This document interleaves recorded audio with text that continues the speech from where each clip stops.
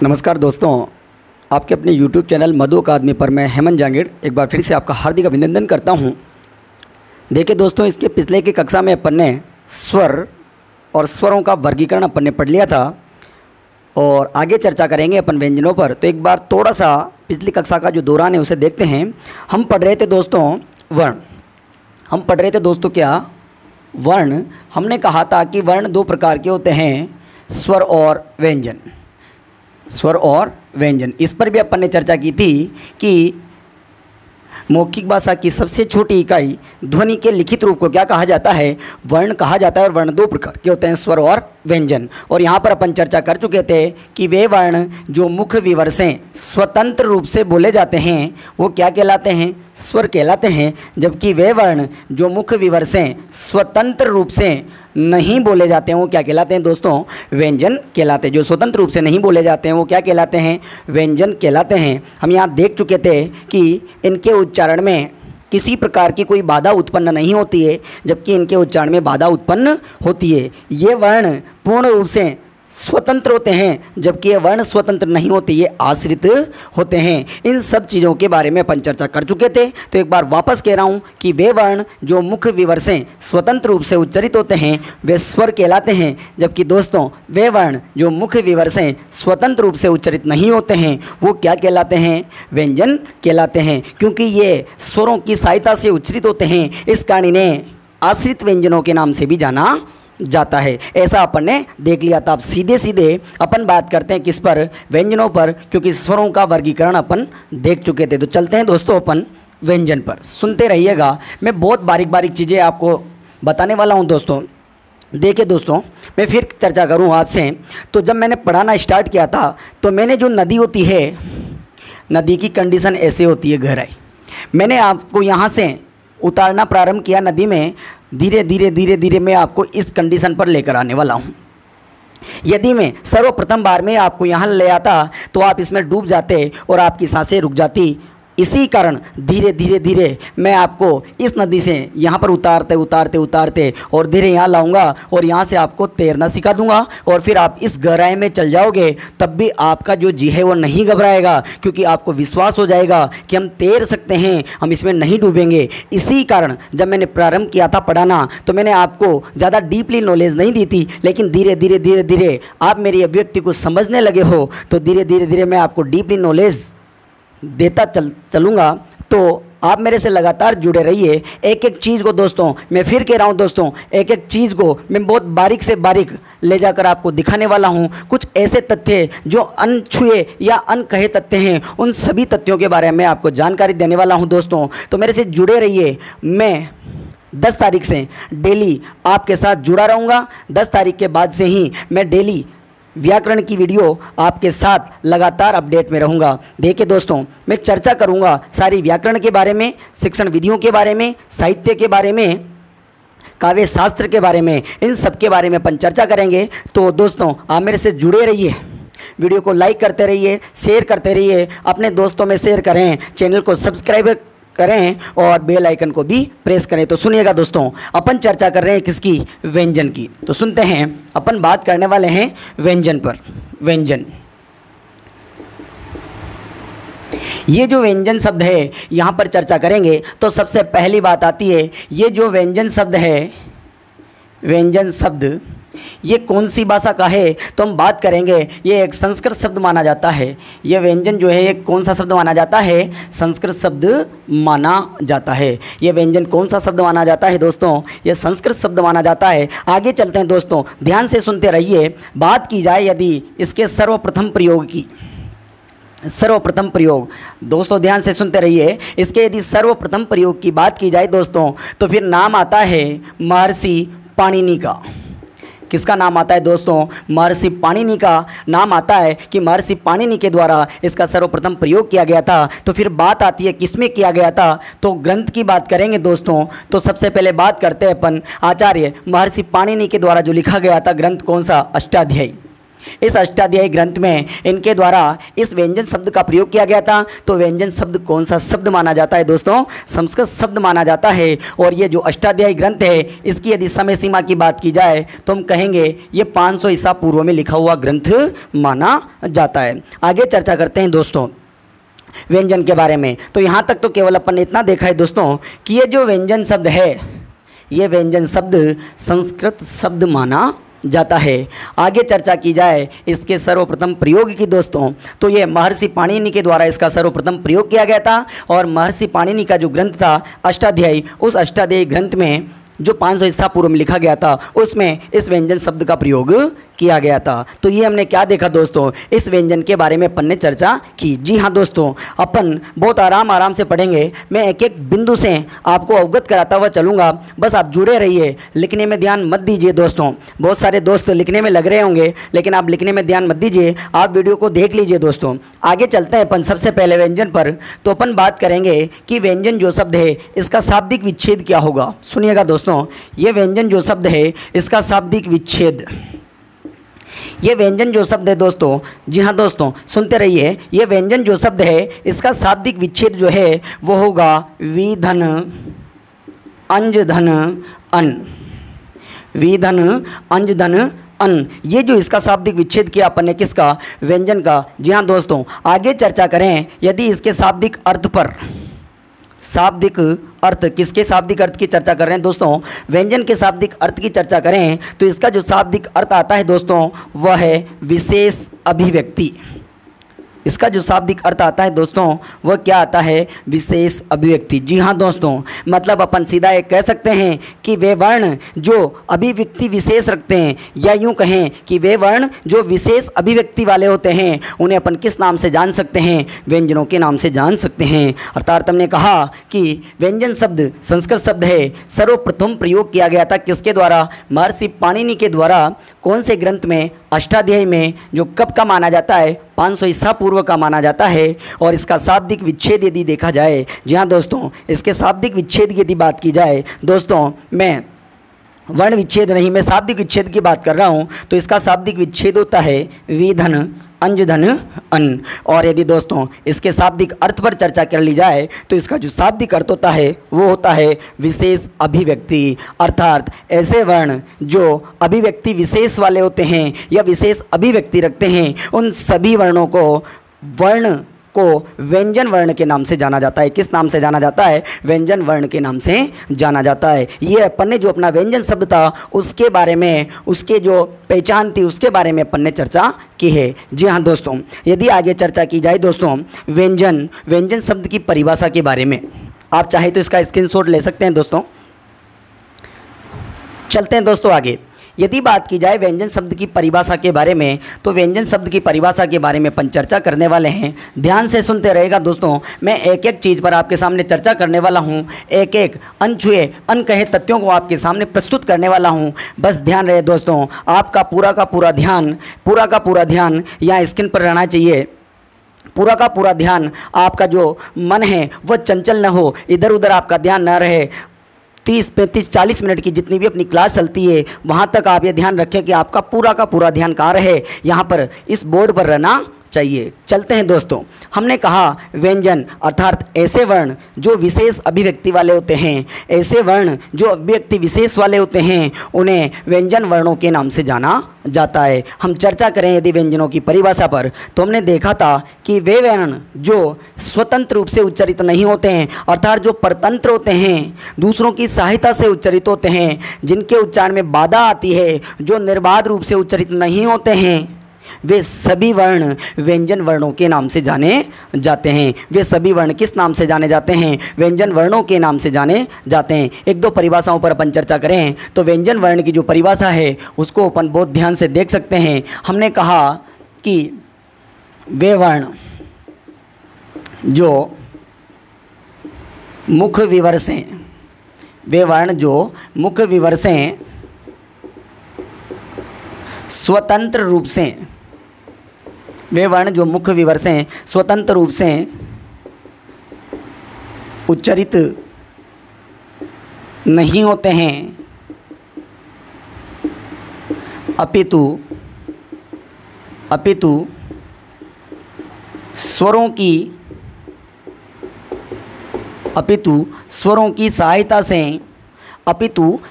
सहायता से उच्चारित होते हैं, स्वरों की सहायता से उच्चारित होते हैं, उन्हें क्या कहा जाता है? उन्हें व्यंजन कहा जाता है। उन्हें क्या कहा जाता है दोस्तों? व्यंजन कहा जाता है। हम कह सकते हैं कि वे वर्ण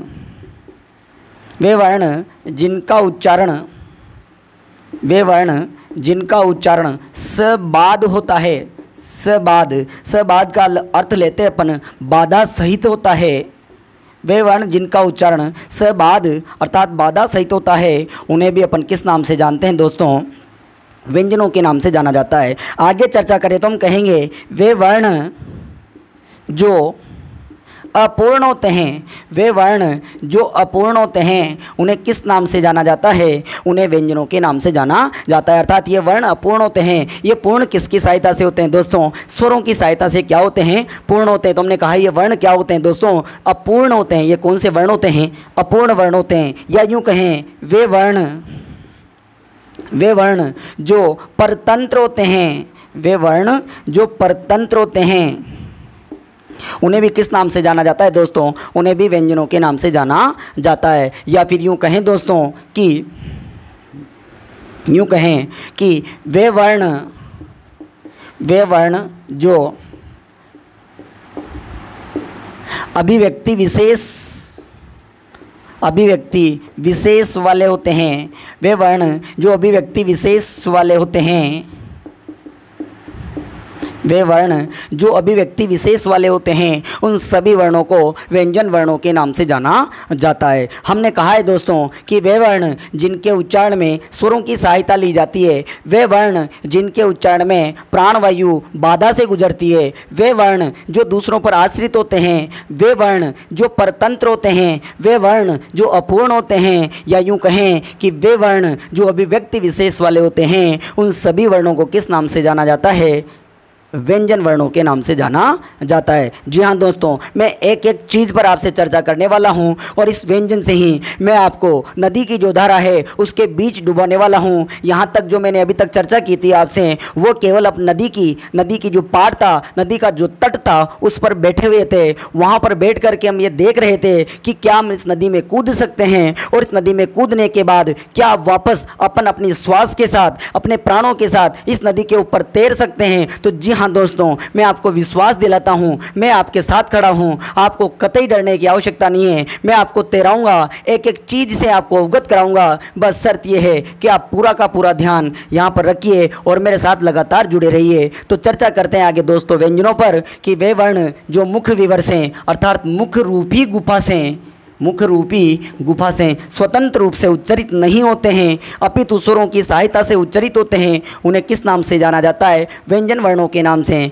या यूँ कहें कि वे वर्ण जो अभिव्यक्ति विशेष वाले होते हैं, वे वर्ण जो अभिव्यक्ति विशेष वाले होते हैं, उन्हें व्यंजन वर्णों के नाम से जाना जाता है। वे वर्ण जो अभिव्यक्ति विशेष वाले होते हैं, उन्हें व्यंजन वर्णों के नाम से जाना जाता है। या यूँ कहें दोस्तों कि वे वर्ण जिनका उच्चारण सबाद अर्थात जिनके उच्चारण में बाधा आती है, उन्हें व्यंजनों के नाम से जाना जाता है। या यूँ कहें दोस्तों, वे वर्ण जो अपूर्ण होते हैं, पूर्ण किसकी सहायता से होते हैं दोस्तों? स्वरों की सहायता से। तो वे वर्ण जो अपूर्ण होते हैं, उन्हें व्यंजनों के नाम से जाना जाता है। और लास्ट में अगर ये भी कह दें कि वे वर्ण जो परतंत्र होते हैं अर्थात दूसरों पर आश्रित होते हैं, उन्हें भी किस नाम से जाना जाता है? व्यंजनों के नाम से जाना जाता है। तो ये सारी की सारी हमने क्या देखी दोस्तों? व्यंजन वर्णों की क्या देखिए? परिभाषा देखिए। अब बात करते हैं कि व्यंजन वर्ण कौन कौन से होते हैं, उन पर चर्चा करेंगे। तो पहली बात आती है दोस्तों कि व्यंजनों की संख्या कितनी है, व्यंजनों की संख्या कितनी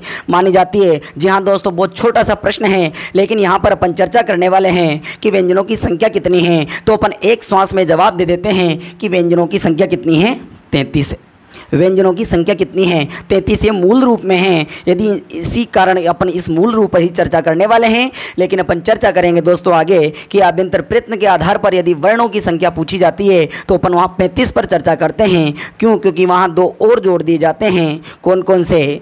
उत्क्षिप्त व्यंजन, उन उत्क्षिप्त वर्णों को भी वहाँ जोड़ दिया जाता है। इस प्रकार आभ्यंतर प्रयत्न के आधार पर जो व्यंजन वर्णों की जो संख्या होती है वो कितनी मान ली जाती है दोस्तों? 35 मान ली जाती है। जी हाँ दोस्तों, अपन चर्चा करने वाले हैं व्यंजन वर्ण, और ये जो व्यंजन वर्ण 33 है, इन 33 व्यंजन वर्णों पर अपन विस्तार से चर्चा करेंगे, तो ध्यान से सुनते रहिएगा दोस्तों। चलते अपन आगे व्यंजन वर्णों की तरफ। सुनिएगा दोस्तों, ये 33 वर्ण जो हैं ये कौन कौन से होते हैं, और इन 33 व्यंजन जो वर्ण हैं इन्हें अपन 3 भागों में बांटकर पढ़ेंगे दोस्तों। जी हाँ दोस्तों, इन्हें 3 अलग अलग भागों में बांटकर अपन पढ़ने वाले हैं। सबसे पहले अपन चर्चा करेंगे वर्गीय या स्पर्शी व्यंजनों पर, फिर उसके बाद चर्चा करेंगे दोस्तों अपन अंतस्थ व्यंजनों पर, फिर उसके बाद अपन चर्चा करेंगे दोस्तों ऊष्म व्यंजनों पर। तो बात समझ में आ गई कि बहुत सीधी सी बात है। इन व्यंजन वर्णों पर अपन विशेष रूप से चर्चा करेंगे 3 भागों में। अध्ययन की सरलता को देखते हुए अपन इन्हें 3 भागों में बांट करके इनका वर्गीकरण करेंगे। लेकिन उसके पहले इन वर्णों को अपन जान लेते हैं कि कौन कौन से वर्ण होते हैं और इन पर क्या क्या विशेषताएं हम प्रकट कर सकते हैं। सुनिएगा दोस्तों, बहुत ध्यान से एक एक चीज़ को मैं आपके सामने बहुत गहनता के साथ प्रस्तुत करने वाला हूं दोस्तों, तो आप पूरा का पूरा ध्यान यहीं पर रखिए। सुनिएगा दोस्तों, सबसे पहले बात करते हैं अपन क की। देखना दोस्तों, क, ये क। सुनना दोस्तों, हम यूँ कहेंगे कि 5 प्रकार के वर्ग होते हैं। आपने छोटी कक्षाओं में पढ़ा होगा कि क, च, ट, त, प, तो वर्ग कितने होते हैं दोस्तों? 5 वर्ग होते हैं। जी हाँ दोस्तों, एक एक वर्ग पर अपन पूर्ण रूप से चर्चा करेंगे दोस्तों। हमने कहा ये क वर्ग है, हमने कहा दोस्तों ये क्या है? ये क वर्ग है, और प्रत्येक वर्ग में 5 वर्ण होते हैं। हमने कहा ये क, और आगे बात की जाए दोस्तों तो क का जो दूसरा वर्ण आता है वो है क्या? ख। ये ख। तीसरा आता है ग, चौथा आता है घ, और 5वां आता है ङ। जी हाँ दोस्तों, आप चाहें तो इनके नीचे हलंत भी लगा सकते हैं। ये व्यंजन वर्ण हैं। यदि किसी वर्ण के नीचे हलंत लगा होता है तो व्यंजन मान लिया जाता है, लेकिन इनका उच्चारण स्वरों की सहायता से होता है, इस कारण ये व्यंजन वर्ण कहलाते हैं। यदि इनके नीचे हलंत लगा देंगे तब भी वही बात होगी दोस्तों। तो सुनते रहिएगा दोस्तों, आगे चर्चा करते हैं। हमने कहा ये क, ये ख, ये ग, और ये क्या है? घ, और ये क्या है? ङ। ये क्या है दोस्तों? ङ। फिर उच्चारण करता हूँ दोस्तों, क, ख, ग, घ, ङ। अब देखना दोस्तों, ये पहला वर्ण है, ये क वर्ग का पहला वर्ण है दोस्तों। जी हाँ, ये क वर्ग का पहला वर्ण है दोस्तों। ये क वर्ग का दूसरा, ये क वर्ग का तीसरा, ये क वर्ग का चौथा, और ये क वर्ग का 5वां। सुनता रहना दोस्तों, ये पहला, ये दूसरा, ये तीसरा, ये चौथा, और ये 5वां। अब सुनना दोस्तों, एक चीज़ पर अपन चर्चा करेंगे यहाँ पर। सुनिएगा कि ये क का पहला है, ये दूसरा, ये तीसरा, ये चौथा, और ये 5वां। हमने कहा क, ख, ग, घ, और ङ। प्रत्येक वर्ग का जो 5वां वर्ण होता है वो पंचमाक्षर के नाम से जाना जाता है। सुनिएगा दोस्तों कि प्रत्येक वर्ग का जो 5वां वर्ण होता है वो किस नाम से जाना जाता है? पंचमाक्षर के नाम से जाना जाता है। अर्थात पंचमाक्षर, प्रत्येक वर्ग का 5वां वर्ण पंचमाक्षर कहलाता है। सुनिएगा दोस्तों, ये जो दिख रहा है आपको दिख रहा होगा यहाँ के, इसके आगे क्या लगी हुई है? बिंदी लगी हुई है। अब इस पर चर्चा करते हैं अपन कि हिंदी में से कौन कौन से वर्ण हैं और उन पर कहाँ कहाँ पर बिंदी लगती है। सुनना दोस्तों, विस्तार से चर्चा करते हैं। एक एक चीज़ को बहुत विस्तार से आपके सामने रख रहा हूँ दोस्तों, बहुत ध्यान से देखते रहिएगा। कि हमने कहा ये सिरोरेखा, कोई भी जो वर्ण होता है उस वर्ण के ऊपर सिरोरेखा लगी रहती है, और वर्ण को लिखने से पहले अपन यदि कोई वर्ण है उसे लिखते हैं तो अपन खड़ी पाई का प्रयोग करते हैं। तो ऐसी कोई आ रहा है तो इसे क्या बोलते हैं अपन दोस्तों? खड़ी पाई के नाम से जानते हैं। इसे क्या बोलते हैं दोस्तों? खड़ी पाई। और ऊपर वर्ण के जो ऊपर लगी होती है उसे किस नाम से जाना जाता है दोस्तों? उसे सिरोरेखा के नाम से जाना जाता है। इस पर चर्चा करते हैं, बहुत ध्यान से देखिएगा दोस्तों। आपने देखा होगा कि बहुत सारे वर्ण हैं जिसके ऊपर यहाँ बिंदी लगी रहती है। एक बिंदी कहाँ लगी रहती है दोस्तों? यहाँ बिंदी लगी रहती है। दूसरी बिंदी पर चर्चा करें दोस्तों तो दूसरी बिंदी इस वर्ण के आगे लगी रहती है दोस्तों। जी हाँ दोस्तों, एक बिंदी यहाँ लगी रहती है। कोई वर्ण होते हैं उनके यहाँ लगी रहती है। बहुत सारे वर्ण आपने देखे होंगे उनके नीचे यहाँ बिंदी लगी रहती है। हाँ दोस्तों, और आगे भी चर्चा करें तो आपने ये भी देखा होगा कि एक बिंदी वर्ण के आगे भी लगी रहती है। इन बिंदुओं पर चर्चा करते हैं कि इन बिंदुओं का प्रयोग कहाँ कहाँ पर होता है। जी दोस्तों, इस पर मैं पहले ही आपसे चर्चा कर चुका हूँ कि सिरोरेखा के ऊपर जो बिंदी लगी होती है उसे अपन अनुस्वार की बात करते हैं। उसे क्या कहते हैं दोस्तों? अनुस्वार। तो दोस्तों यहाँ से प्रारंभ करते हैं, सुनना। हमने पहले ही देख लिया था दोस्तों कि अनुस्वार ये, और एक भी और भी देखा था दोस्तों, अह। अर्थात हमने कहा था ये क्या है दोस्तों? अनुस्वार है, ये अनुस्वार, और ये क्या है दोस्तों? विसर्ग है। ये क्या है? विसर्ग। हमने कहा था इन दोनों को मिलाकर किस नाम से जाना जाता है? अयोगवाह वर्णों के नाम से जाना जाता है। अर्थात ऐसे वर्ण जिनका वहन व्यंजनों के साथ नहीं होता है वो अयोगवाह कहलाते हैं। अर्थात ऐसे वर्ण जिनका वहन व्यंजनों के साथ नहीं होता है उन्हें अयोगवाह वर्णों के नाम से जाना जाता है। अर्थात ऐसे वर्ण जो नहीं जुड़ सकते हैं, जिनका व्यंजनों के साथ जुड़ाव नहीं हो सकता है, वो अयोगवाह कहलाते हैं। और हमने देख लिया था दोस्तों कि इसे अपन अनुस्वार के नाम से जानते हैं, और इसे किस नाम से जाना जाता है? विसर्ग के नाम से जाना जाता है। हकीकत यही थी। ये ऊपर जो बिंदी लगती है, जी हाँ दोस्तों, ये ऊपर जो बिंदी लगती है इसे अपन किस चिन्ह के नाम से जानते हैं? इसे अपन अनुस्वार किस नाम से जानते हैं दोस्तों? अनुस्वार के नाम से इसे जाना जाता है। ऊपर जो बिंदी लगती है इसे किस नाम से जाना जाता है? अनुस्वार के नाम से जाना जाता है। इस चीज़ पर अपन पहले ही चर्चा कर चुके थे दोस्तों, और अपन ने तो आगे भी देखा था कि अनुस्वार जो है वो तत्सम रूप है। अनुस्वार जो है वो क्या है दोस्तों? तत्सम रूप है। जबकि इस अनुस्वार का जो तद्भव होता है वो किसे माना जाता है? चंद्र बिंदु को माना जाता है। किसे माना जाता है? चंद्र बिंदु को माना जाता है। तो ध्यान रखिएगा दोस्तों कि ऊपर जो बिंदी लगती है वो किस नाम से जानी जाएगी? अनुस्वार के नाम से जानी जाएगी। किस नाम से जानी जाएगी दोस्तों? अनुस्वार के नाम से जानी जाएगी। जैसे अपन चर्चा करें तो आपने देखा होगा दोस्तों, हम ऐसे लिखते हैं कंठ। हम लिखते हैं ऐसे, क्या लिखते हैं दोस्तों? कंठ लिखते हैं। यदि अपन इसका वर्ण, इसका विच्छेद यदि अपन करते हैं तो अपन ऐसे करेंगे, ये क, इसको अलंत किया तो इसमें से क्या निकल गया? अंग, और ये ठ। देखना दोस्तों, हमने इसका विच्छेद किया तो क, और क को आधा किया तो ऊपर क्या था अपना? अनुस्वार, और इसमें क्या मिला हुआ था? अ। तो ये क्या निकल के आ गया दोस्तों? ये अंग। अर्थात ये क्या है दोस्तों? यहाँ पर अनुस्वार। तो ध्यान रखिएगा दोस्तों, यदि सिरोरेखा के ऊपर यदि कोई बिंदी लग रही है तो वो किस नाम से जानी जाएगी? वो अनुस्वार के नाम से जानी जाती है। तो समझ रहा हूँ दोस्तों, आपको स्थिति क्लियर हो गई होगी, आपको समझ में आ गया होगा कि यदि सिरोरेखा के ऊपर कोई बिंदी लगी रहती है दोस्तों तो उसे किस नाम से जाना जाएगा? अनुस्वार के नाम से जाना जाएगा। आगे चलते हैं दोस्तों, आगे चर्चा करते हैं दूसरी चीज़ पर। तो दूसरी चीज़ अपने सामने आती है दोस्तों, साइड की बिंदी। सुनिएगा दोस्तों, ये वाली जो बिंदी लगी होती है ये, इसे पंचमाक्षर चिन्ह के नाम से या पंचमाक्षर बिंदु के नाम से जाना जाता है। पंचमाक्षर बिंदु, इसे किस नाम से जानते हैं दोस्तों? पंचमाक्षर बिंदु के नाम से जाना जाता है। किस नाम से जाना जाता है दोस्तों? पंचमाक्षर बिंदु के नाम से जाना जाता है। और यदि हिंदी की बात करें तो हिंदी जो वर्णमाला है, और हिंदी वर्णमाला में जो वर्ण हैं वो पंचमाक्षर बिंदु का जहाँ प्रयोग होता है वो केवल एक मात्र वर्ण है, और वह है क वर्ग का पांचवा वर्ण।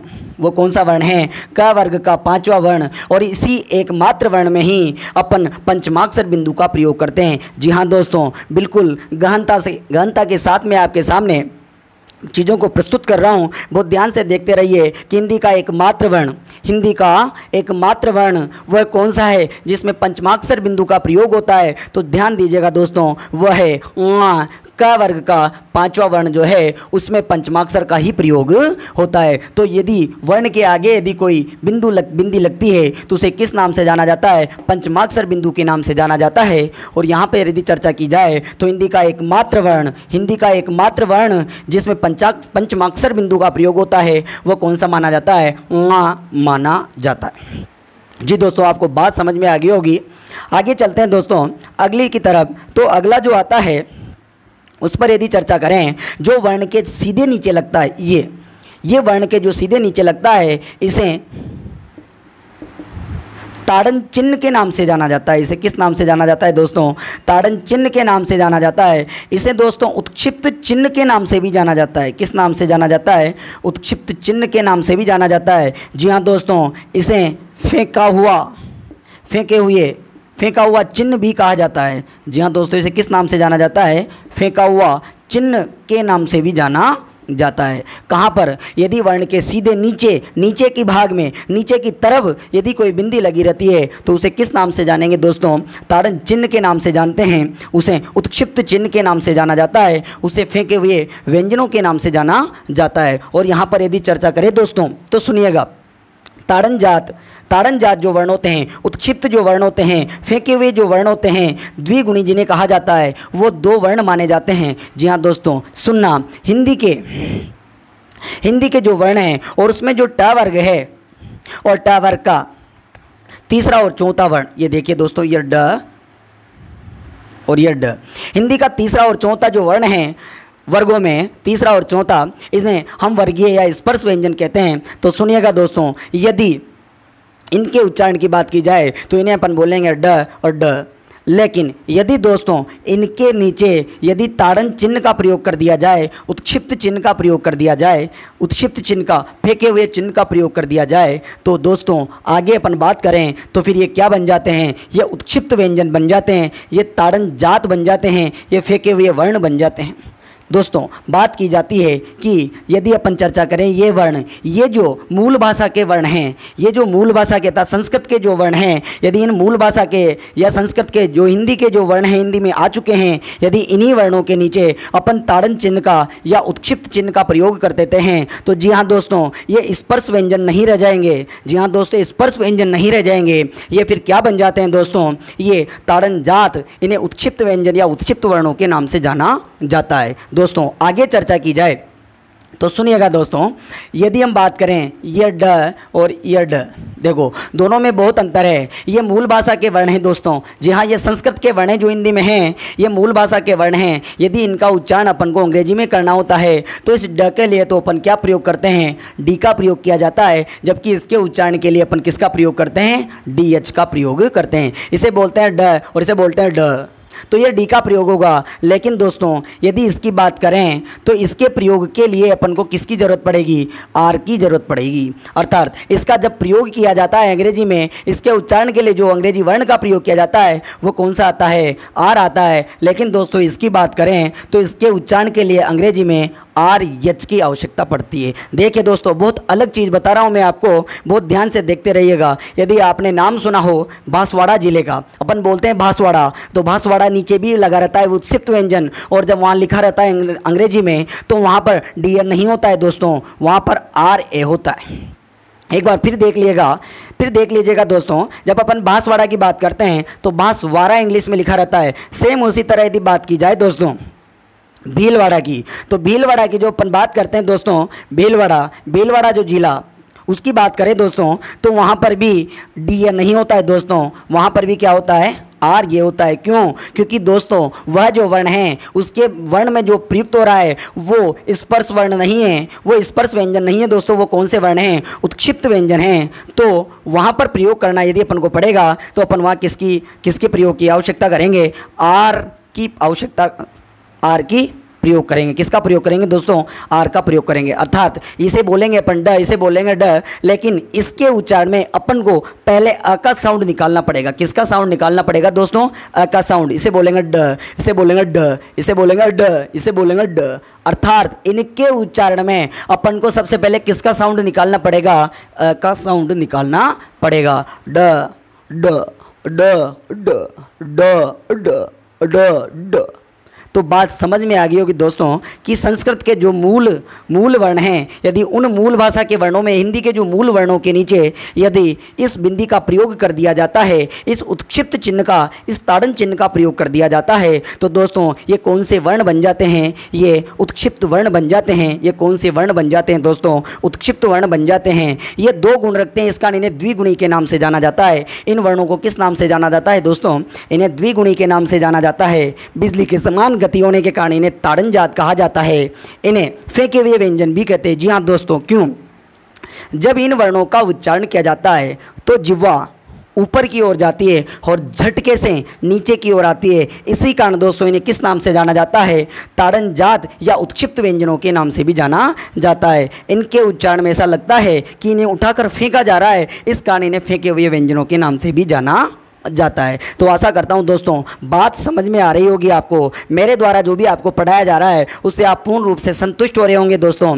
तो आशा करूंगा आप मेरे वीडियो को लाइक करेंगे, अपने दोस्तों में इसे शेयर करेंगे और मेरे चैनल को सब्सक्राइब करेंगे, इसके बेल आइकन को प्रेस करेंगे। जी हाँ दोस्तों, मैं आपसे कुछ नहीं ले रहा, मैं आपके सामने सारा ज्ञान निःशुल्क प्रस्तुत कर रहा हूँ। यदि आप मुझे देना चाहते हैं तो बस केवल क्या देंगे, मेरे वीडियो को लाइक करें, शेयर करें अपने दोस्तों में, ताकि ये जो ज्ञान है ये सारा का सारा सब जगह प्रसारित हो सके। जी हाँ दोस्तों, इसी क्रम में यदि अपन आगे चलते हैं तो फिर अगला जो बिंदु आता है वह है कि वर्ण के ठीक आगे प्रस्तुत होने वाली बिंदी, इस पर भी अपन चर्चा कर लेते हैं दोस्तों। इसे किस नाम से जानते हैं, चलिएगा दोस्तों आगे चलते हैं। तो ये आता है वर्ण के आगे प्रस्तुत होने वाली, सुनिएगा दोस्तों, इसकी यदि बात की जाए तो इसे किस नाम से जाना जाता है, इसे नुक्ता वर्ण के नाम से जाना जाता है, नुक्ता चिन्ह के नाम से जाना जाता है। किस नाम से जाना जाता है, नुक्ता चिन्ह के नाम से जाना जाता है। जी हाँ दोस्तों, इसे किस नाम से जानेंगे अपन, इसे नुक्ता चिन्ह के नाम से अपन जानेंगे।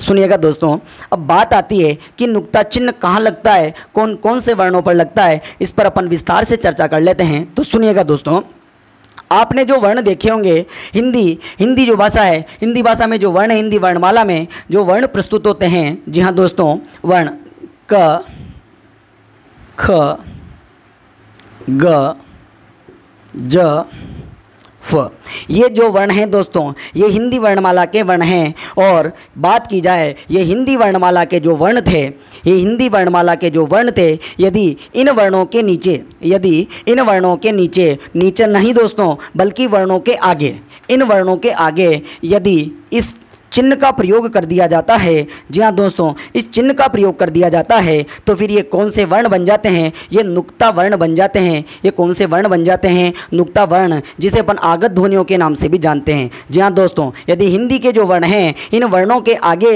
यदि बिंदी लगा दी जाती है, ये नुक्ता चिन्ह लगा दिया जाता है, तो फिर ये कौन से वर्ण बन जाते हैं, ये कौन से वर्ण बन जाते हैं दोस्तों, ये नुक्ता वर्ण बन जाते हैं। और इन्हें अरबी पारसी के वर्णों के नाम से भी जाना जाता है। अब बात आती है दोस्तों, सुनना, जो काम की बात है उस पर अपन चर्चा करने वाले हैं। सुने, आगे चर्चा करें कि ये जो हिंदी के वर्ण थे, क, ख, ग, ज, फ, ये जो वर्ण थे, इनके आगे नुक्ता जो लगाया गया वो किसके द्वारा, किस प्रकार इनका प्रयोग किया गया, किसके द्वारा ये परंपरा का शुभारंभ किया गया और किस प्रकार ये अरबी पारसी के वर्ण बनाए गए, इस पर अपन चर्चा करें। तो बात करते हैं दोस्तों, हिंदी के जो ये वर्ण थे, इनके आगे नुक्ता लगाने की जो परंपरा थी, उसका शुभारंभ जो किया गया था, इन्हें अरबी पारसी के जो वर्ण माने जाते हैं, इन्हें किस नाम से जानते हैं अपन, अरबी पारसी। जी हाँ दोस्तों, बिल्कुल बात कर रहा हूँ अरबी फारसी भाषा की। अब आपके दिमाग में एक प्रश्न आ रहा होगा कि अरबी और फारसी अलग अलग है, लेकिन एक साथ क्यों लिखा जाता है। सुनिएगा दोस्तों,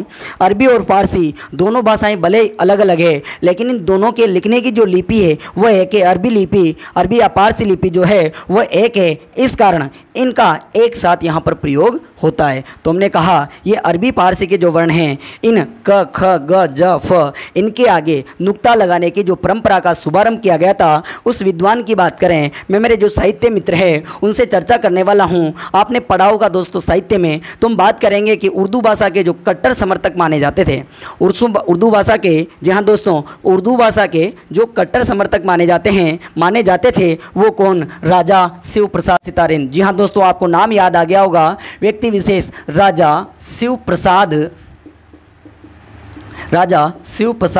सितार ए हिंद,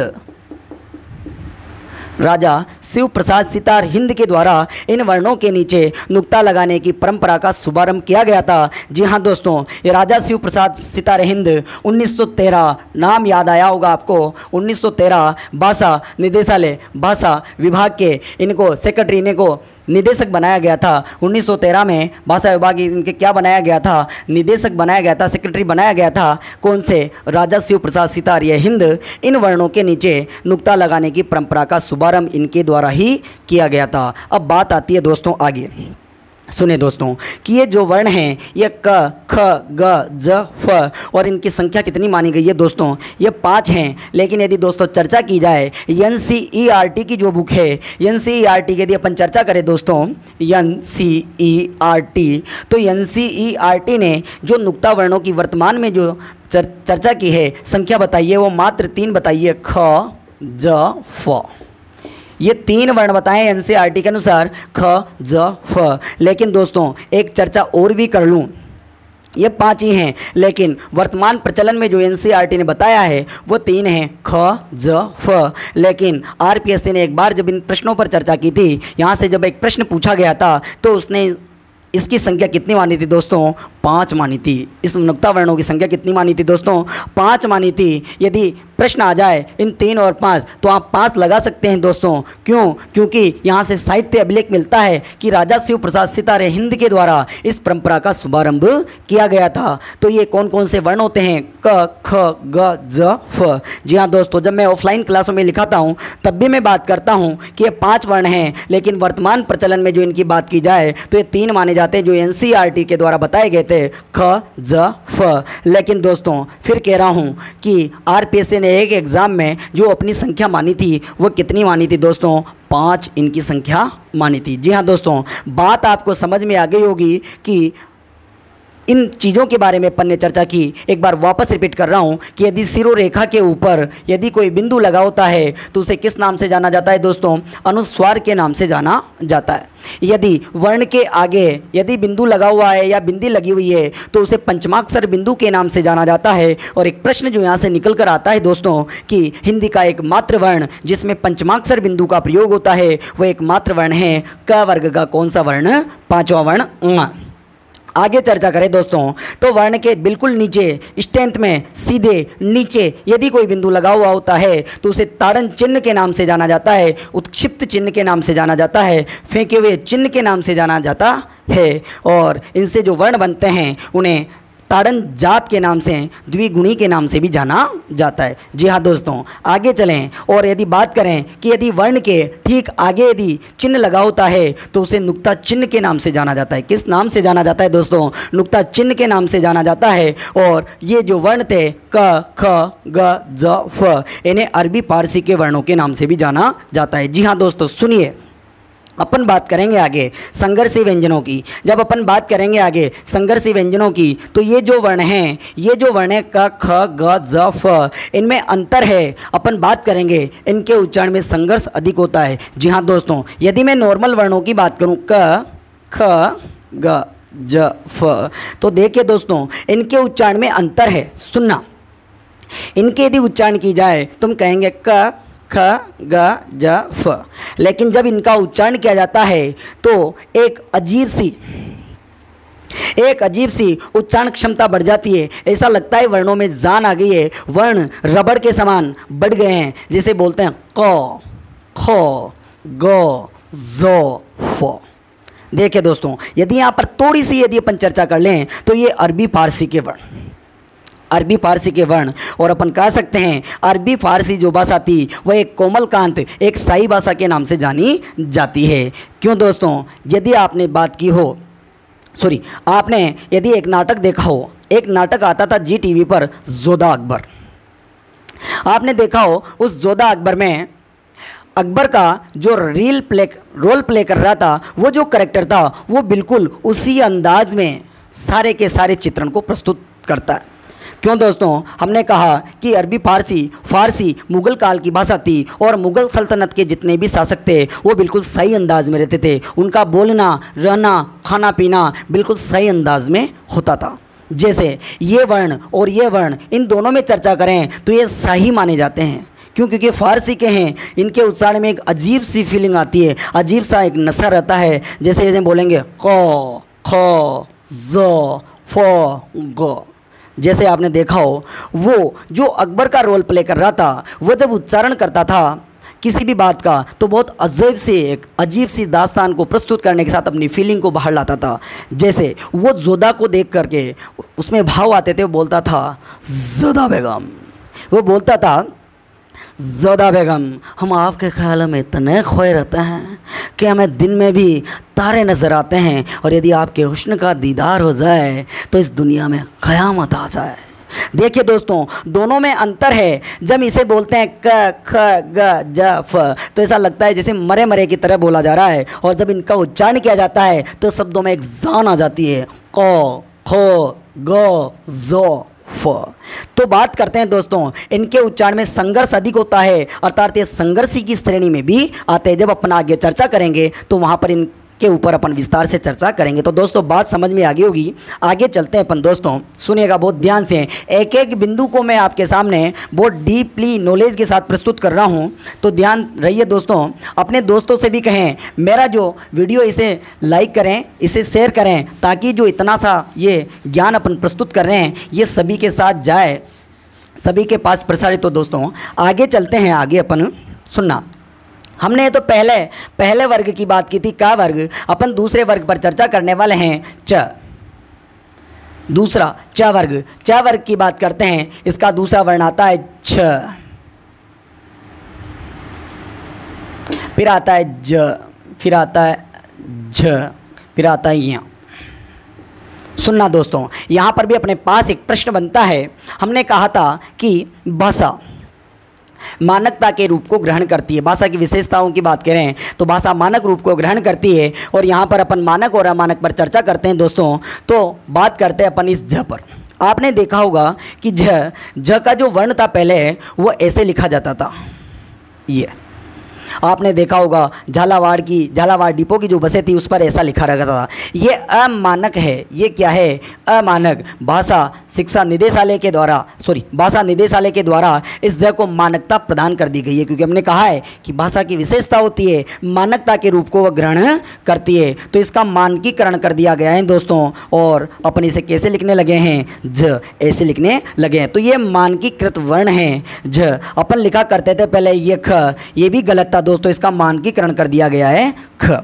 आगे चर्चा करेंगे अपन कि मानक वर्ण कौन कौन से होते हैं, उन पर अपन चर्चा करेंगे। तो यहाँ से जो बात आती है ये क्या है? ये मानक वर्ण है, जबकि पहले ऐसा लिखा जाता था। ये क्या था? बिल्कुल अमानक। तो भाषा की विशेषता होती है वो मानकीकृत होती है, अर्थात वो मानकता को प्राप्त होती है। आगे चर्चा करते हैं दोस्तों, सुनिएगा बहुत ध्यान से। ट ठ ठ ड ढ और ण। ये तीसरा वर्ग होता है ट वर्ग। ट ठ ड ढ ण। इन पर अपन पहले ही चर्चा कर चुके हैं दोस्तों कि यदि ये जो दो वर्ण हैं ड और ढ, ये मूल भाषा के जो संस्कृत भाषा से हिंदी में आ चुके हैं, यदि इन वर्णों के नीचे बिंदी का प्रयोग करते हैं, उत्क्षिप्त चिन्ह का प्रयोग करते हैं, तो फिर ये कौन से वर्ण बन जाते हैं दोस्तों? जी हाँ, ये उत्क्षिप्त वर्ण बन जाते हैं। कौन से वर्ण बन जाते हैं? उत्क्षिप्त वर्ण बन जाते हैं। आगे चर्चा करें दोस्तों तो एक चीज़ निकल करके आती है, सुनना बहुत ध्यान से। एक एक चीज़ को मैं बहुत ध्यान से आपके सामने प्रस्तुत कर रहा हूँ। तीसरा जो वर्ग आता है ता वर्ग। ये थ द ध और न। जी हाँ दोस्तों, यहाँ से भी एक प्रश्न पर अपन चर्चा करेंगे। एक एक प्रश्न को बहुत विस्तार से, पूर्ण रूप से, व्याख्या के साथ, प्रत्येक तथ्य के साथ मैं आपके सामने लेकर आ रहा हूँ। बहुत ध्यान से सुनते रहिएगा दोस्तों। की बात की जाए कि जो गुंडी वाले वर्ण होते हैं, ये जो गुंडी वाले वर्ण होते हैं इनका प्रयोग किया जाए। ये जैसे अपन ने बात की दोस्तों, ये यदि इस गुंडी वाले वर्ण के साथ यदि ऐसे सिरों रेखा लगा दी जाती है तो ये अमानकीकृत हो जाता है। ये तो ध्यान रखेंगे दोस्तों, गुंडी वाले जो वर्ण होते हैं उसके ऊपर सिरों रेखा नहीं लगाई जाती है, सिरों रेखा छोड़ी जाती है। जी हाँ दोस्तों, ये थ यदि अपन ऐसा लिखते हैं तो ये भी क्या माना जाएगा? गलत। सिरों रेखा छोड़ी जाती है। जहाँ पर भी अपन गुंडी वाले वर्ण का प्रयोग करेंगे वहाँ पर अपन सिरों रेखा को बीच में से कट करेंगे। ज़रूर ध्यान रखें, ये अमानकीकृत हो जाएगा। जी हाँ दोस्तों, ध्यान रखें, जब भी अपन गुंडी वाले वर्णों का प्रयोग करेंगे, ध्यान से सुनना दोस्तों, जब भी अपन गुंडी वाले वर्णों का प्रयोग करेंगे तो वहाँ से सिरों रेखा के ऊपर क्या लगाएंगे दोस्तों? कट लगाएंगे। जैसे बात की जाए दोस्तों ये भ, तो इसे ऐसा नहीं लिखेंगे दोस्तों। जब भी अपन गुंडी का वाले वर्णों का प्रयोग करते हैं तो सिरों रेखा में क्या लगाया जाता है दोस्तों? कट लगाया जाता है, तब ये मानकीकृत होते हैं। जी हाँ दोस्तों, यदि आप चर्चा करें दोस्तों तो अपन संधि में भी पढ़ते हैं। देखिए दोस्तों, हम लिखते हैं प्रातःकाल। मेरे बहुत सारे विद्वान साथी इस शब्द को बताते हैं कि इसे ऐसा लिखा जाता है, जबकि दोस्तों ये बिल्कुल गलत है। ये बिल्कुल गलत है। क्यों? क्योंकि ध्यान रखेंगे गुंडी वाले वर्ण और विसर्ग के ऊपर कभी भी सिरोरेखा का प्रयोग नहीं होता है। जी हाँ दोस्तों, फिर ध्यान से सुनिए कि जहाँ पर गुंडी वाले वर्ण होते हैं, गुंडी वाले वर्णों का प्रयोग होता है या जहाँ पर विसर्ग का प्रयोग होता है, वहाँ ऊपर सिरोरेखा का प्रयोग नहीं होता है। वहाँ पर अपन सिरोरेखा को कट लगा करके लिखते हैं। इसी कारण अपन लिखते हैं प्रातः काल। जी हाँ दोस्तों, ये विसर्ग संधि का उदाहरण भी है। इस पर अपन चर्चा कर चुके हैं कि प्रातः काल, यदि प्रातः काल का संधि की जाएगी, यदि प्रातः काल शब्द की संधि की जाएगी तो अपन विसर्ग संधि के नियम पर चर्चा करेंगे कि यदि सुनिएगा दोस्तों, कि यदि विसर्ग के पहले अ आ हो, अपना नियम कहता है यदि विसर्ग के पहले अ आ हो तथा विसर्ग के बाद में क ख प फ वर्ण आए। जी हाँ दोस्तों, ये विसर्ग के पहले अ आ हो तथा विसर्ग के बाद में क ख प फ वर्ण है। ध्यान से सुनिएगा दोस्तों कि विसर्ग के बाद में क ख प फ वर्ण है तो संधि करने पर विसर्ग का विसर्ग ही रह जाता है, या यूँ कहें विसर्ग वापस किस में बदल जाता है? विसर्ग में बदल जाता है। जी हाँ दोस्तों, हम फिर चर्चा कर रहे हैं। यदि विसर्ग के पहले अ हो तथा विसर्ग के बाद में क ख प फ वर्ण आए तो संधि करने पर विसर्ग में बदल जाता है या विसर्ग का विसर्ग ही रह जाता है। तो जो ही अपन ने यहाँ संधि की, ये विसर्ग के पहले अ और विसर्ग के बाद में क आया तो विसर्ग वापस किस में बदल जाएगा? विसर्ग में ही बदल जाएगा। जी हाँ दोस्तों, तो हमने कहा यह प्रातः और पीछे बचा काल, तो अपना जो शुद्ध रूप आया वह कौन सा है? प्रातः काल। तो ध्यान रखेंगे दोस्तों, ये वाला जो शब्द है वह शब्द क्या है? गलत। एक बार फिर चर्चा कर रहा हूँ कि गुंडी वाले वर्ण और विसर्ग के ऊपर हमेशा सिरोरेखा को कट करके लिखा जाता है। बात समझ में आ गई होगी दोस्तों, कतई भी भ्रमित न हो। आगे चर्चा करते हैं दोस्तों, आगे बढ़ते हैं। एक एक बिंदु को मैं आपके सामने बहुत गहन चर्चा के साथ में प्रस्तुत कर रहा हूं। जी हाँ दोस्तों, एक एक चीज़ को, एक एक तथ्य को मैं आपके सामने, ऐसे तथ्य जो अनकहे हैं, अनसुने तथ्य, अनछुए तथ्य हैं, उन पर अपन बहुत चर्चा करने वाले हैं। सुनिएगा दोस्तों, क च ट त और आता है फिर अपना प फ ब और म।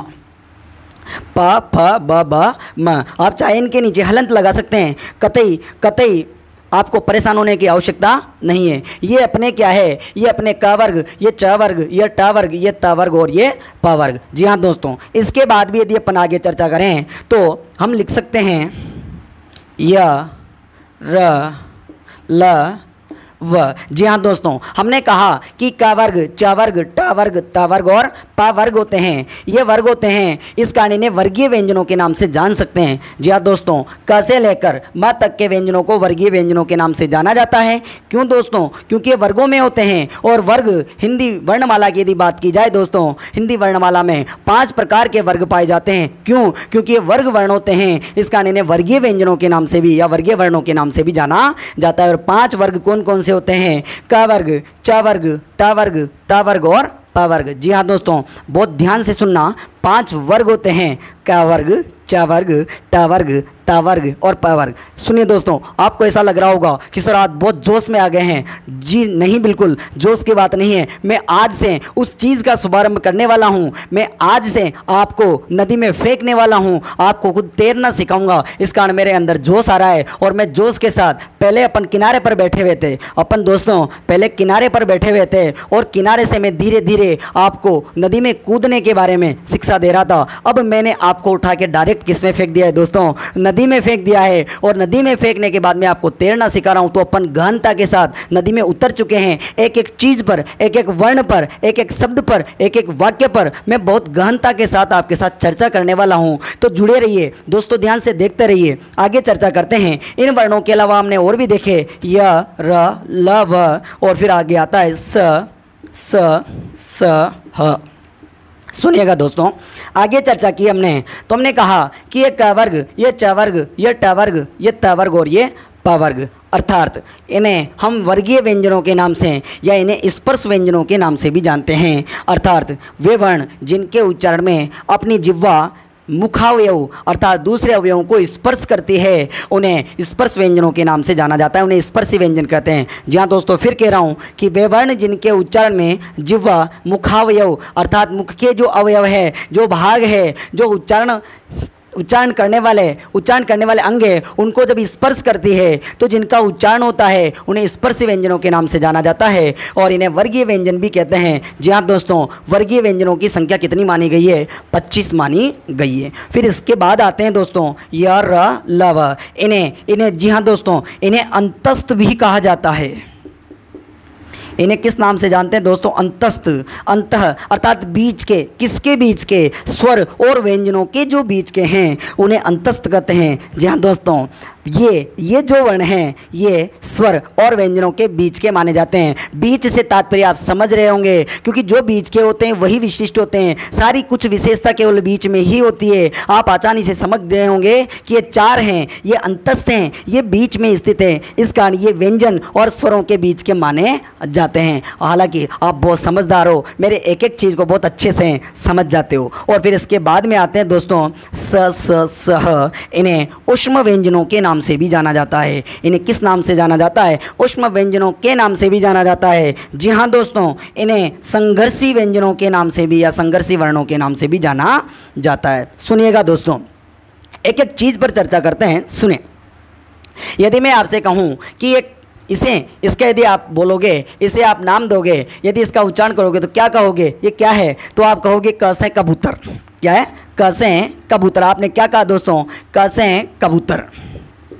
क्या कहा? ये क्या है? आपने कहा ख से खरगोश। ये क्या है? खरगोश। देखिए दोस्तों, यदि मान लीजिए कि ये खरगोश है तो फिर ये क्या है, और यदि ये खरगोश है तो फिर ये क्या है? सुनिएगा दोस्तों बहुत ध्यान से, हम यदि इन पर चर्चा करें तो आपने कह दिया खरगोश।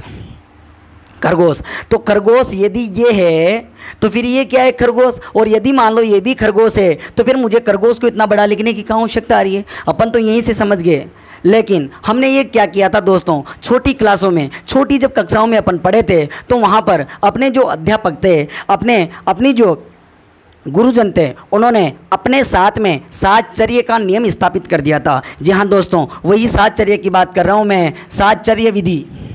साहचर्य विधि जिसका संबंध जुड़ा हुआ है प्रसिद्ध शिक्षाविद मैडम मारिया मांटेसरी से। मारिया मांटेसरी के द्वारा साहचर्य विधि अपन को दी गई थी कि साहचर्यता के गुणों के साथ, अर्थात अपने जो गुरुजन थे उन्होंने इन वर्णों का साहचर्य इनके साथ, इन जीवों के साथ अपना जोड़ दिया था। इस साहचर्य के द्वारा ही अपन इनको आसानी से याद कर पाएँ। जी हाँ दोस्तों, मैं आपको क्लू दे रहा हूँ यहाँ पर याद करने का। इस साहचर्य विधि, जब अपन टीचिंग मेथड, शिक्षण विधियों पर चर्चा करेंगे तो मैं विस्तार से यहाँ पर चर्चा करने वाला हूँ, आप देखते रहिए। तो हमने कहा ये साहचर्यता का गुण था जिसकी वजह से अपन इन सब वर्णों को याद कर पाए थे। तो फिर बात करते हैं, ये ख से खरगोश नहीं है दोस्तों, हम बात करेंगे जब इन वर्णों का मौखिक उच्चारण करना होता है, तो अपन इनके साथ कार प्रत्यय को जोड़ते हैं। किसको जोड़ा जाता है?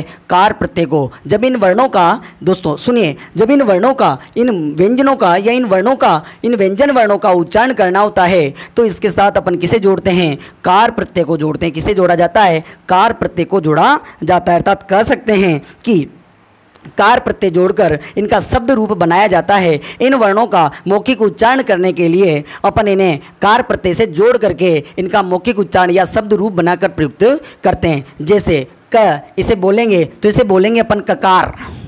क्या बोलेंगे दोस्तों? ककार। उसे बोलेंगे खकार। इसे बोलेंगे चकार, इसे बोलेंगे टकार, इसे बोलेंगे थकार, इसे बोलेंगे दकार। जी हाँ दोस्तों, यहाँ की बात की जाए तो हम कहेंगे ये स के साथ जोड़ा, तुमने कहा सकार। ये क्या है दोस्तों? सकार। क्या है दोस्तों? सकार। तो दोस्तों बात समझ में आ गई होगी आपको कि यदि इन वर्णों का उच्चारण किया जाता है, यदि इन वर्णों का मौखिक उच्चारण किया जाता है, इनके बारे में जानकारी दी जाती है तो इनके साथ कार प्रत्यय को जोड़ दिया जाता है और कार प्रत्यय को जोड़कर इनका शब्द रूप बनाया जाता है। तो आज के बाद याद रखिए दोस्तों, ये क से कबूतर और ख से खरगोश नहीं होता है, ये ककार, ये खकार, ये सकार होता है। जी दोस्तों बात समझ में आ गई होगी, आगे चर्चा करते हैं इन पर, सुनिएगा बहुत ध्यान से। हमने कहा कि 5 वर्ग होते हैं, जहाँ दोस्तों का वर्ग, खा वर्ग, का वर्ग, चा वर्ग, टा वर्ग, ता वर्ग और पा वर्ग। अर्थात प्रत्येक वर्ग और प्रत्येक वर्ग में 5 वर्ण, ये पहला वर्ग, ये दूसरा वर्ग, ये तीसरा, ये चौथा और ये 5वां वर्ग। और प्रत्येक वर्ग में क का पहला, क का दूसरा, क का तीसरा, क का चौथा और क का 5वां। अब सुनिए दोस्तों, अपन उच्चारण स्थान के बारे में चर्चा कर चुके थे कि उच्चारण स्थान, यहाँ पर चर्चा करें तो थोड़ा सा मैं आपको लिंक बताऊं, सुनिएगा दोस्तों।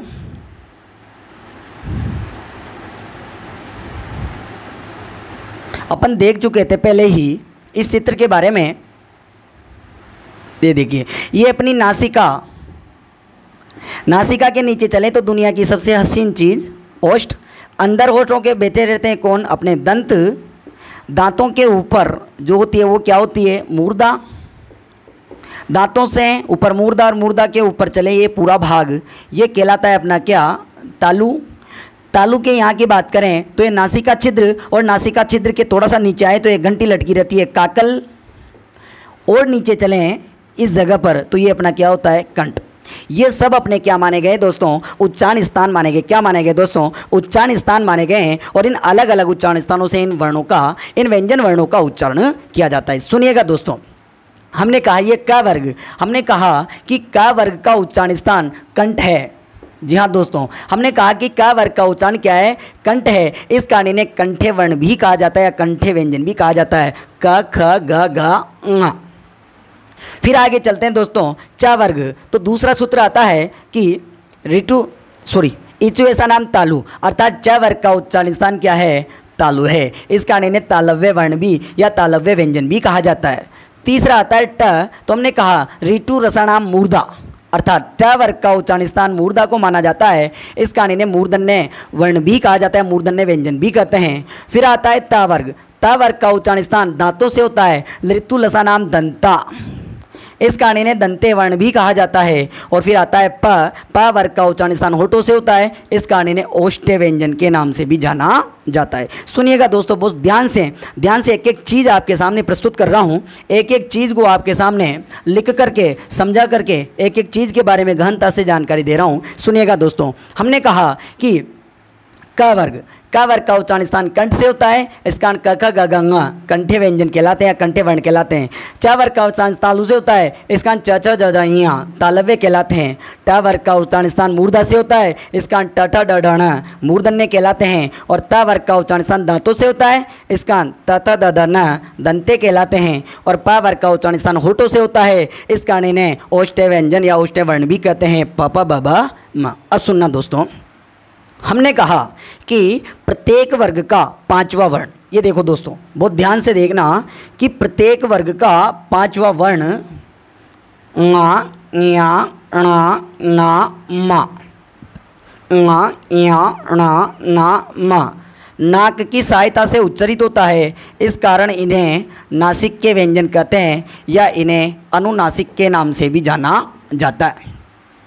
प्रत्येक वर्ग का 5वां वर्ण, प्रत्येक वर्ग का पंचमाक्षर नासिक के व्यंजन या अनुनासिक भी कहलाता है। और फिर बात आती है ये ङ कंठ से उच्चारित होता है और नाक से भी उच्चारित होता है। ञ तालु से भी और नाक से भी। ण मूर्धा से भी और नाक से भी। न दांतों से भी और नाक से भी। और म ओष्ठ से भी और नाक से भी। तो ये वर्ण जो है, ये व्यंजन जो है ङ, ञ, ण, न, म 2 उच्चारण स्थान रखते हैं। इस कारण दोस्तों इन्हें द्विस्थानीय व्यंजनों के नाम से भी जाना जाता है। किस नाम से जाना जाता है दोस्तों? द्विस्थानीय व्यंजनों के नाम से जाना जाता है। आगे सुनना दोस्तों, हमने कहा कि अको विसर्जनीयाम कंठे, इन व्यंजनों को कंठे व्यंजन कहते हैं, लेकिन इन्हें कोमल तालु के नाम से भी जाना जाता है। इन्हें कोमल तालव्य व्यंजन या कोमल तालु के नाम से भी जाना जाता है। फिर हमने कहा च वर्ग का उच्चारण स्थान तालु से होता है, इस कारण इन्हें तालव्य व्यंजन कहते हैं, लेकिन इन्हें कठोर तालु के नाम से भी जाना जाता है। अब बात आती है दोस्तों कैसे याद रखेंगे। सुनना कि कैसे याद रखेंगे कि कोमल पहले आएगा कठोर पहले आएगा। तो सुनना दोस्तों, आपने देखा होगा जब नई नवेली दुल्हन अपने ससुराल में आती है तो उसका कंठ पहले कैसे होता है? कोमल होता है। कितना कोमल होता है। एक बार तो गुलाब भी शर्मा जाता है, गुलाब को भी शर्म आने लग जाए कि मैं भी इतना कोमल नहीं हूँ जितना उसका कंठ कोमल है। बहुत प्रेम से कहती है, सासू माँ आपके लिए अदरक वाली चाय बना दूँ, पापा जी आपके लिए गोभी के पराठे बना दूं, भैया जी आपके कपड़े धो दूं। देखो कितना कोमल है। लेकिन वही बहू जब 2-4 साल गुजर जाते हैं तो फिर उसका कंठ कैसा हो जाता है, कठोर। आपको भी पता चल गया होगा दोस्तों, आप सुन रहे हो, आपके दिन निकल चुके हैं, आपका कंठ कैसे पहले कैसा था कोमल और अब कैसा हो गया, मुझे बताने की आवश्यकता नहीं है। वही दुल्हन जब 2-4 साल गुजर जाते हैं तो फिर वो कठोर कैसे, जब उसकी सासू कहती है बेटा मेरे लिए अदरक वाली चाय बनाना, तो अरे बुढ़िया तू मरी नहीं क्या, अभी तू कब मरेगी, ऐसा उसका कंठ कैसा हो जाता है, कठोर हो जाता है। तो ध्यान रखेंगे, पहले कोमल तालु और बाद में क्या आएगा, कठोर तालु। फिर ट वर्ग का उच्चारण स्थान मूर्धा से होता है, इस कारण मूर्धन्य कहलाते हैं। फिर त वर्ग का उच्चारण स्थान दांतों से होता है, इस कारण दंते कहलाते हैं। और प वर्ग का उच्चारण स्थान होठों से होता है, इस कारण इन्हें किस नाम से जाना जाता है, ओष्ठ्य व्यंजनों के नाम से। और जी हाँ दोस्तों, अपने जो होठ है वो कितने हैं, 1 या 2? जी हाँ दोस्तों, अपने होठ कितने हैं, 2। होठ कितने हैं, 2। जोड़ी 1 है। जब भी पढ़ाता हूँ ऐसे प्रस्तुत करता हूँ, बहुत सारों का ध्यान जब इधर उधर होता है तो इस एक अंगुली को देखकर कहते हैं सर 1, और एक बेच ने तो कमाल किया दोस्तों, एक बार पढ़ा रहा था तो एक बेच ने तो कहा सर 4। दिमाग खतरनाक तरह से ख़राब हो गया कि मैंने सोचा जब इस संसार में 2 होठ है, उन्होंने इतना धमाल मचा रखा है, एक ऊपर और एक नीचे, इस होठों ने ही इतना धमाल मचा रखा है कि बहुत सारे व्यक्ति जेल में बैठे हैं। सोचो दोस्तों, यदि 4 होठ होते, 2 इधर हैं 2 इधर साइड में हैं, तो कितना क्या होता, एक साथ ही अपने 2 काम एक साथ ही।